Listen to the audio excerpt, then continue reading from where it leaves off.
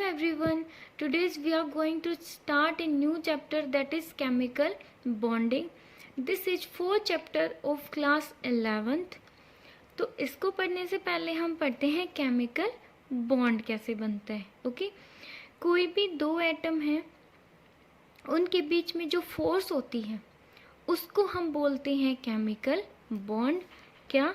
Force between two atoms is called as chemical bond. उसको हम क्या बोलते हैं? Chemical bond.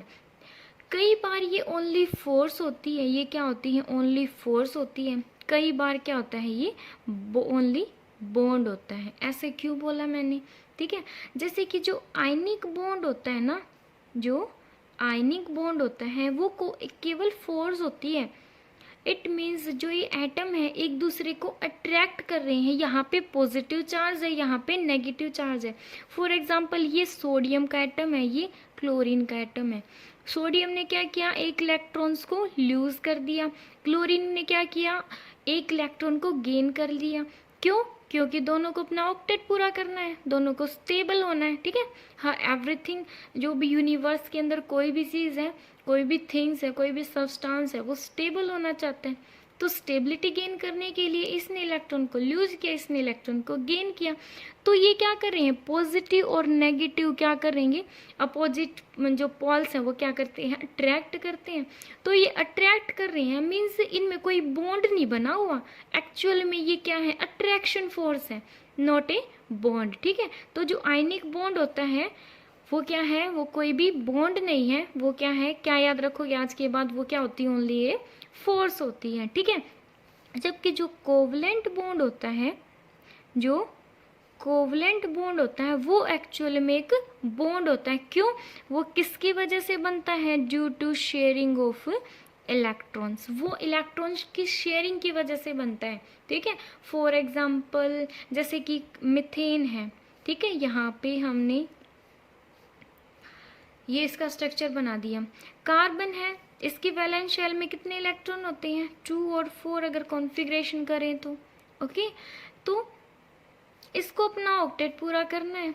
और जो हाइड्रोजन है, इसकी कार्बन की वैलेंस शेल में 4 इलेक्ट्रॉन है. हाइड्रोजन के पास तो होता ही 1 इलेक्ट्रॉन है, इसको अपना डबलेट पूरा करना है.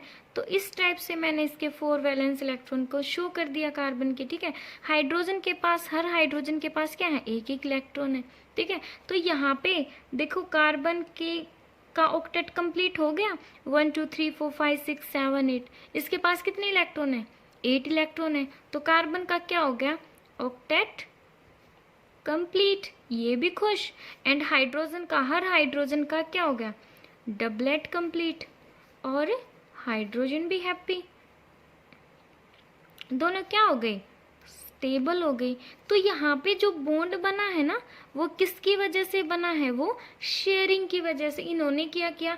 1 इलेक्ट्रॉन इसके पास था, 1 इलेक्ट्रॉन कार्बन के पास था. इन्होंने क्या कर लिया? आपस में इलेक्ट्रॉन्स को शेयर कर लिया. ठीक है, तो एक्चुअल में जो बॉन्ड बनता है वो क्या होता है?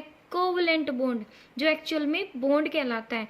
जबकि जो आयनिक बॉन्ड है वो क्या है? ओनली ए अट्रैक्टिव फोर्स है. ठीक है, जो 2 इलेक्ट्रॉन्स की अट्रैक्शन की वजह से बनी है. ठीक है, 2 पॉजिटिव और नेगेटिव चार्ज की अट्रैक्शन से बनी है. ओके, अब हम पढ़ेंगे टाइप्स ऑफ केमिकल बॉन्ड की. जो केमिकल बॉन्ड है उसकी टाइप्स क्या क्या हैं. आज हम एक्चुअल में वो पढ़ने वाले हैं जो हमें इस पूरे चैप्टर के अंदर पढ़ना है. ये बहुत ज़्यादा इंपॉर्टेंट चैप्टर है. ओके, जो आपको +2 लेवल पे भी बहुत ज़्यादा काम आएगा. इसमें हाइब्रिडाइजेशन वगैरह है, जो बॉन्ड्स हैं वो क्यों बनते हैं, केमिकल कम्बिनेशन का कारण क्या क्या है. तो इसको अच्छे से बिल्कुल डिटेल में पढ़ना. Types of chemical bond. Chemical bonds की टाइप्स क्या क्या हैं? तो केमिकल बॉन्ड की types, first is inter atomic. First क्या है यहाँ पे? Inter atomic chemical bond. Second is inter molecular. ठीक है, ये जो इंटर एटॉमिक होता है वो बहुत ज़्यादा स्ट्रॉन्ग बॉन्ड होते हैं. ये क्या होते हैं?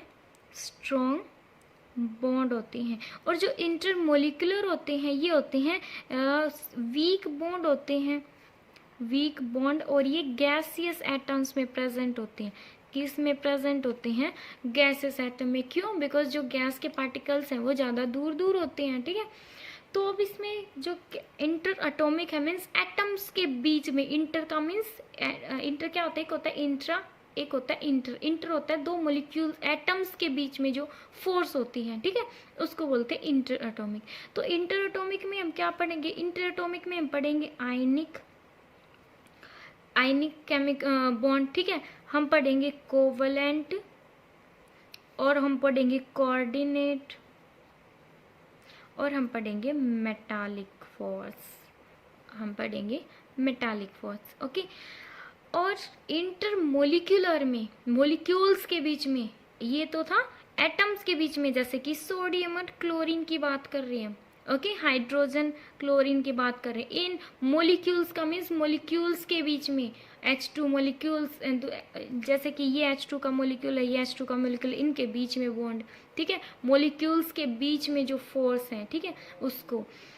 अब ये क्या है? इंटरमोलिक्यूल में हम क्या क्या पढ़ेंगे? इसमें पढ़ेंगे वंडरवाल फोर्सेस। आपको पता है जो वंडरवाल फोर्सेज है वो एक वीक फोर्स होती है।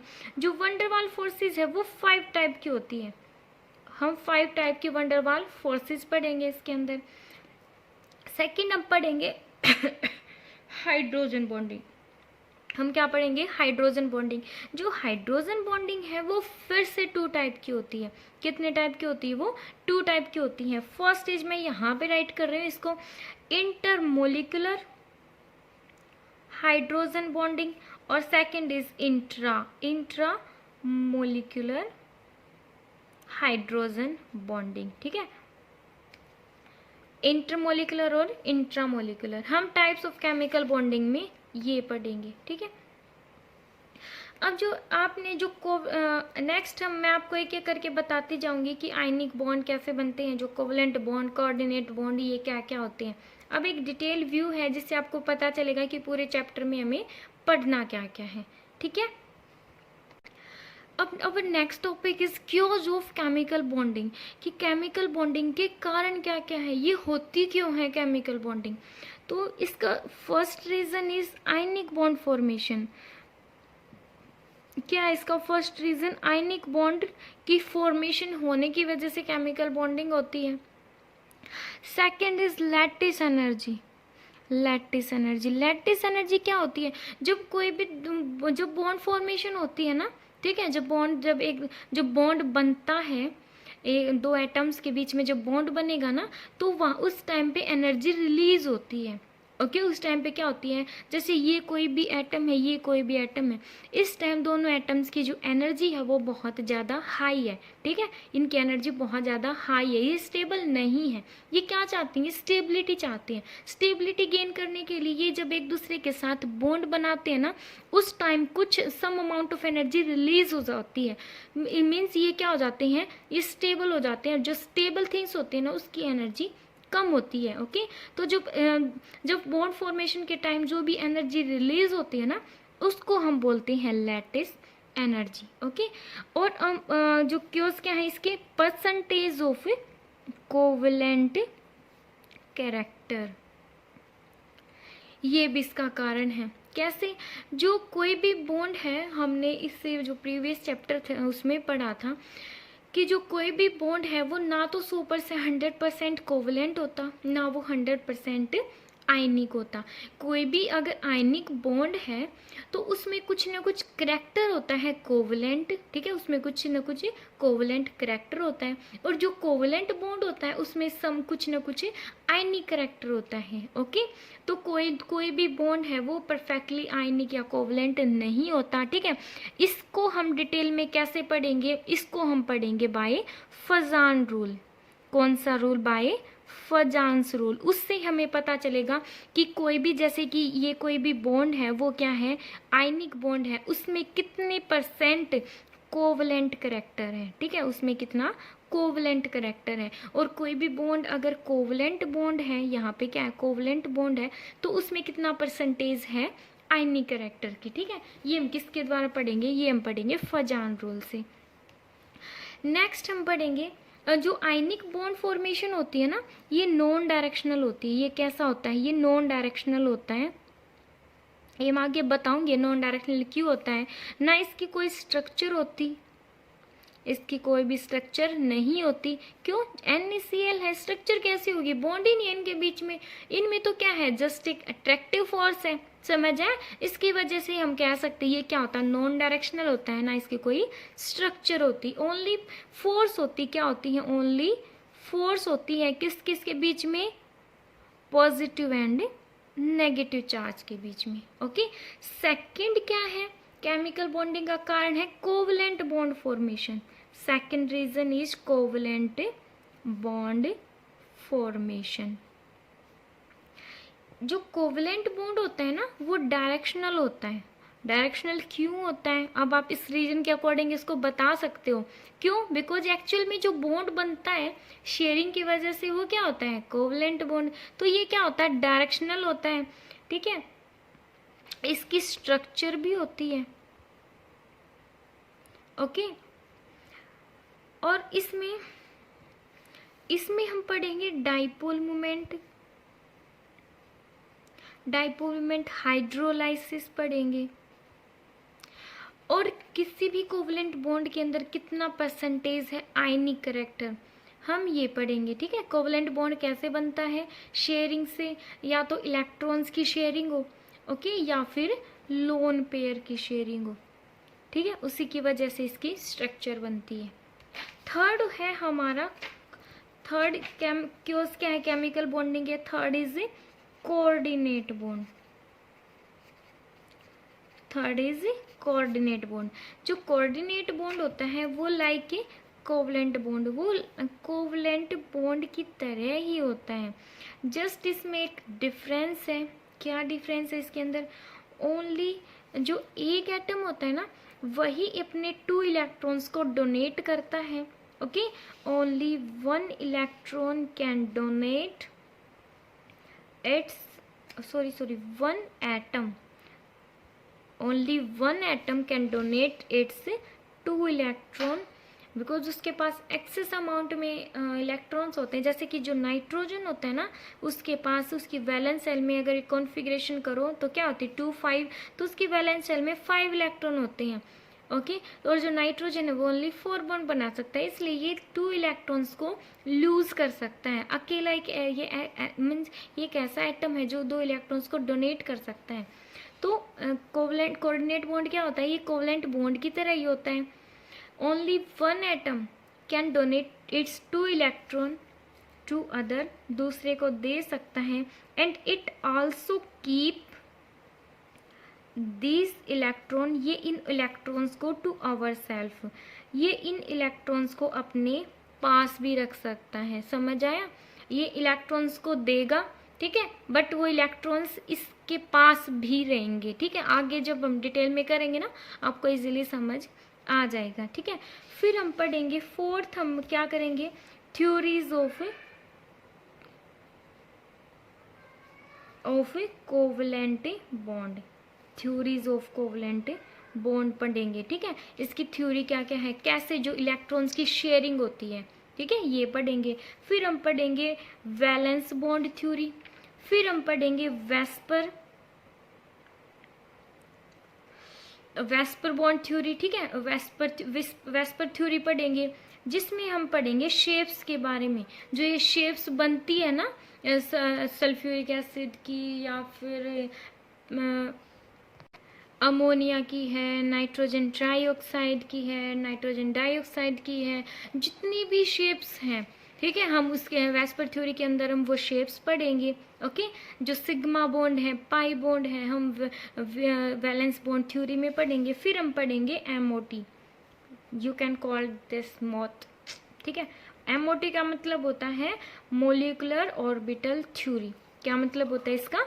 इसका मीनिंग है मोलिकुलर, जिसको आप MOT मौत से भी याद रख सकते हो, molecular orbital theory. Okay, molecular orbital theory है ये, हमें किसके बारे में बताएगी?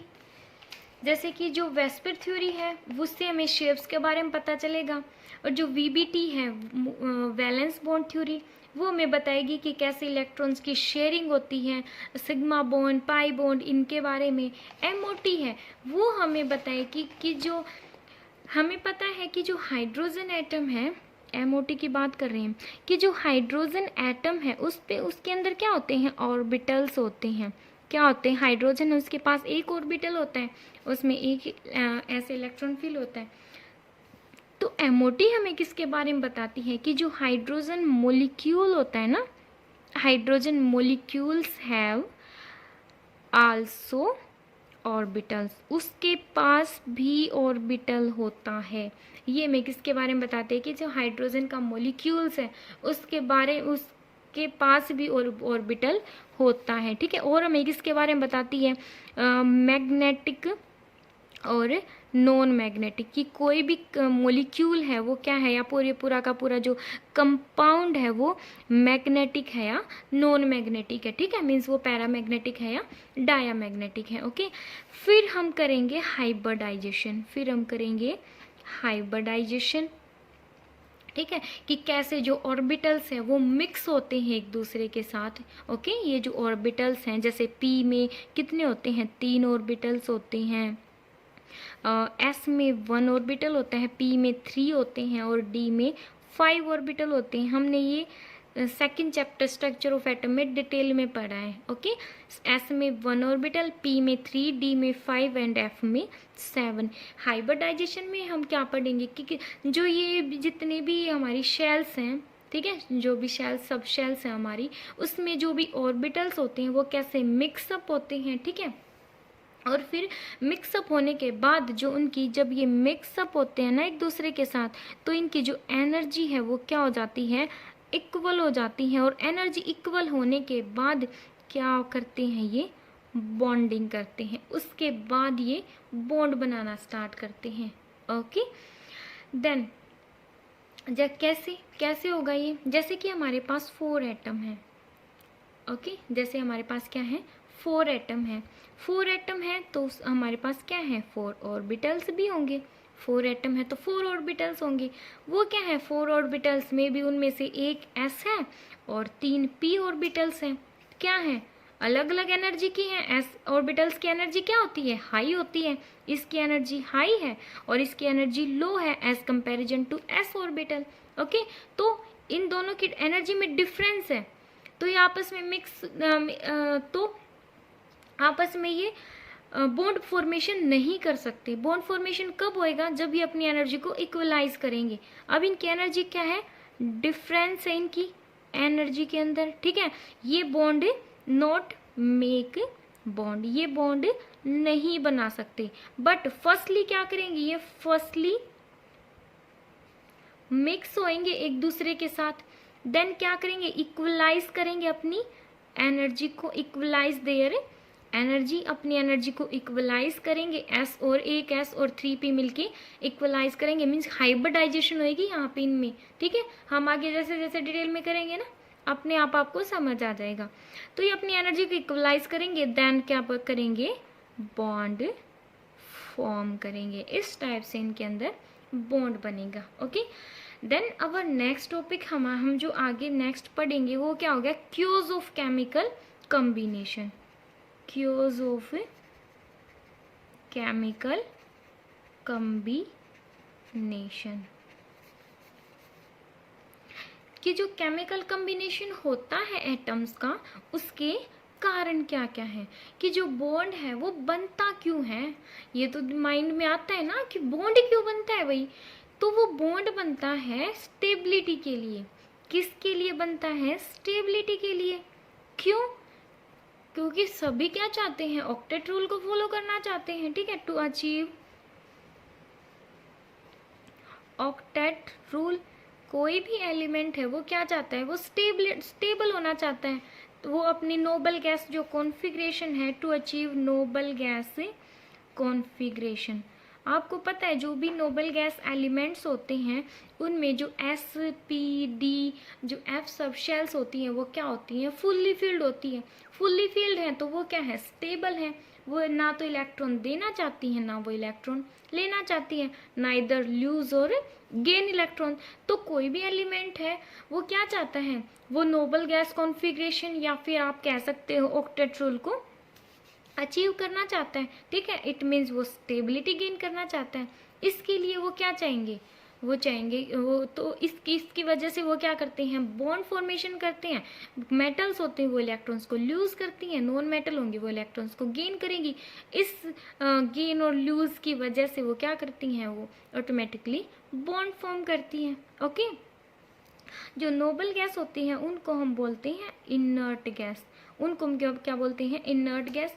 और जो इनकी कॉन्फ़िगरेशन होती है वो होती है NS2Np6। क्या क्या होती है, NS2Np6, S भी फुल्ली फिल्ड और P भी फुल्ली फिल्ड होता है। इसमें कौन कौन सी गैस आती है, आपको हमेशा याद रखना है कि जो ग्रुप 18 एलिमेंट होते हैं ना, ग्रुप 18 एलिमेंट वो सारे कैसे होते हैं, नोबल गैस, उनको हम बोलते हैं नोबल गैस, ठीक है।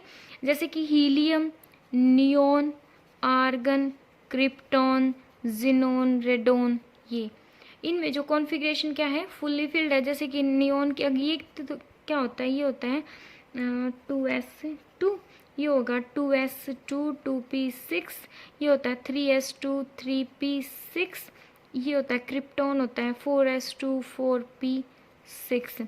इस टाइप से इस सभी में क्या है, इसमें भी 8 इलेक्ट्रॉन है वैलेंस शेल में, इसमें भी 8 इलेक्ट्रॉन, इसमें भी 8 इलेक्ट्रॉन, सभी में क्या होते हैं 8 इलेक्ट्रॉन। मीन्स एस और पी सब शेल क्या होती हैं, फुल्ली फिल्ड होती हैं। तो सारे के सारे जो एलिमेंट्स हैं वो अपना ऑक्टेट कंप्लीट करना चाहते हैं, ठीक है, और अटेन करना चाहते हैं नोबल गैस से कॉन्फ़िगरेशन। इट मीन्स वो स्टेबल होना चाहते हैं। ओके, अब अगर हम बात करें हमारी पीरियोडिक टेबल में कितने एलिमेंट्स हैं, हमारी पीरियोडिक टेबल होते हैं 117 एलिमेंट्स, 118 एलिमेंट होते हैं। ओके, ये एटम जो है, जो एटम्स हैं वो कंबाइन होते हैं, कंबाइन होके क्या फॉर्म करते हैं, कंपाउंड फॉर्म करते हैं, पता है ना। एटम कंबाइन होके कंपाउंड फॉर्म करते हैं, कंपाउंड फॉर्म करने के बाद उनमें क्या आ जाती है, स्टेबिलिटी आ जाती है। तो अगर अब माइंड में क्वेश्चन आता है कि वो कंबाइन ही क्यों होते हैं, वो कंपाउंड क्यों फॉर्म करते हैं, बहुत सारे जो एटम्स हैं वो कंपाउंड फॉर्म करते हैं, क्यों, बिकॉज वो स्टेबल होना चाहते हैं, ठीक है, अपना ऑक्टेट कंप्लीट करना चाहते हैं। ओके, अब तक हमने पढ़ा कि जो भी कि जो एटम है वो इसलिए कंपाउंड फॉर्म करते हैं ताकि वो स्टेबल हो जाएं। बट एक्चुअल में क्या होता है, एक्चुअल में स्टेबिलिटी तो आती है बट वो अपनी वो पास इसलिए आते हैं, वो कंपाउंड इसलिए फॉर्म करते हैं, किसके लिए, to lower its potential energy, किसके लिए, अपनी पोटेंशियल एनर्जी को भी कम करना चाहते हैं वो। बिकॉज अगर कोई अकेला एटम है तो उसकी जो एनर्जी है वो बहुत ज़्यादा हाई होती है, अगर दो एटम मिल गए कंपाउंड फॉर्म कर लिया तो जो उनकी एनर्जी है वो कम हो जाती है। ओके, कोई भी सिस्टम है अगर वो स्टेबल है ना, स्टेबल है मतलब उसकी जो एनर्जी है वो क्या है, लोएस्ट है। ओके, फॉर एग्जांपल जैसे कि ये हमारे पास ये 2 एटम्स है, ये है न्यूक्लियस Na, ये है न्यूक्लियस Nb, ये एक A एटम है, ये एक B एटम है। इसका न्यूक्लियस का नाम है Na, दैट इज Nb। ये इसका इलेक्ट्रॉन है, ये B का इलेक्ट्रॉन है, ठीक है, ये electron of A, electron of B। जो न्यूक्लियस है आपस में क्या करेंगे, दोनों एटम के न्यूक्लियस तो क्या करेंगे, Na और जो Nb है वो क्या करेंगे, रिपेल करेंगे एक दूसरे को। और जो इलेक्ट्रॉन्स हैं इन दोनों के, अगर हम इनको पास लेके आएंगे तो जो इलेक्ट्रॉन्स हैं दोनों के वो भी क्या करेंगे, E और Eb, वो भी रिपेल करेंगे, ठीक है। लेकिन जब हम इनको पास लेके आते हैं तो एक्चुअल में क्या होता है, जो Na, जो फर्स्ट वाले जो एटम का जो न्यूक्लियस है वो अट्रैक्ट हो जाता है, किससे, वो अट्रैक्ट कर लेता है सेकंड वाले एटम के इलेक्ट्रॉन्स को। इट मीन जो Na है वो क्या करेगा, जो Eb, ठीक है, जो दूसरे एटम का जो इलेक्ट्रॉन्स है उसको अट्रैक्ट कर लेगा।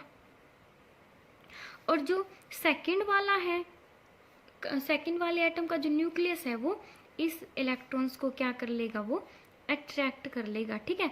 तो एक दूसरे तो क्या हो जाएगी, ये अट्रैक्शन होएगी, ठीक है। अट्रैक्शन यहाँ पे इसकी पहले तो क्या थी, अट्रैक्शन से पहले इसकी एनर्जी भी ज़्यादा थी, इसकी एनर्जी भी ज़्यादा थी। तो जब ये अट्रैक्ट हो रहे हैं एक दूसरे के साथ तो क्या बना रहे हैं, बॉन्ड फॉर्म करने की ट्राई कर रहे हैं, ठीक है। तो जब बॉन्ड बनेगा तो किस किस के बीच में बनेगा,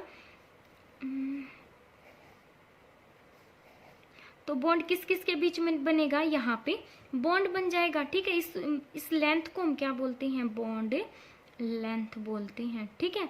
बॉन्ड बन गया, ठीक है। बॉन्ड बन गया तो यहाँ पे जो स्किन की जो पोटेंशियल एनर्जी है क्या हो गई, लो हो गई, ठीक है। लेकिन अगर हमने से कुछ जब तक अट्रैक्शन हुई, खुद ब खुद हो रही थी अट्रैक्शन, तो बॉन्ड फॉर्म हो गया। लेकिन अगर हम ऐसा सोचे कि भी इनको और ज़्यादा पास ले आए, ऐसा नहीं होगा। अगर हमने इनको इससे ज़्यादा और ज़्यादा पास लेके आए ना, तो क्या होना स्टार्ट हो जाएगा, रिपल्शन होना स्टार्ट हो जाएगा। कैसे कि जो यहाँ पे जो ये जो पॉजिटिव चार्ज है वो एक दूसरे को रिपेल करना स्टार्ट कर देंगे, और यहाँ पे जो इलेक्ट्रॉन्स है ना आउटर मोस्ट शेल के अंदर, वो भी रिपेल होना स्टार्ट हो जाएंगे एक दूसरे से। समझ आया, ठीक है। तो फर्स्टली जब कोई भी बॉन्ड फॉर्म होता है तो क्या होएगा, फर्स्टली तो उनमें अट्रैक्शन होएगी, ठीक है। जो एक एटम का जो न्यूक्लियस है वो दूसरे एटम के इलेक्ट्रॉन्स को अपनी तरफ अट्रैक्ट करेगा, और दूसरे का फर्स्ट वाले इलेक्ट्रॉन्स को, ठीक है। लेकिन अगर हमने उनको और ज़्यादा पास लाने की ट्राई करा तो क्या हो जाएगा, उसमें रिपल्शन स्टार्ट हो जाएगा, ओके। तो एक्चुअल में जो कंपाउंड फॉर्म होते हैं, एटम जो कंबाइन होते हैं, कंपाउंड फॉर्म करते हैं, वो स्टेबिलिटी के लिए, स्टेबिलिटी भी आती है उनसे, और उनसे क्या होगा, सेकंड थिंग क्या होगा, उससे उनकी जो पोटेंशियल एनर्जी है वो भी कम हो जाएगी। वो चाहते हैं अपनी पोटेंशियल एनर्जी को कम करना। अब यहाँ पे फॉर एग्जांपल यहाँ पे ये कोई एटम है, ठीक है, और ये दूसरा एटम है। यहाँ पे कोई भी जैसे कि यहाँ पे कोई भी बॉल है, ओके। तो ये बॉल है, ये क्या है, स्टेबल थोड़ी है, ये तो ऊपर है। थोड़े टाइम्स में क्या आ जाएगी, ये मीन्स ऐसे घूमती रहेगी। तो ये स्टेबल कब होएगी, जब वो यहाँ पे आ जाएगी। समझ आए। तो कोई भी सब्सटेंस है या कोई भी थिंग्स है, वो क्या होना चाहती है, स्टेबल होना चाहती है और अपनी पोटेंशियल एनर्जी को कम करना चाहती है, ओके।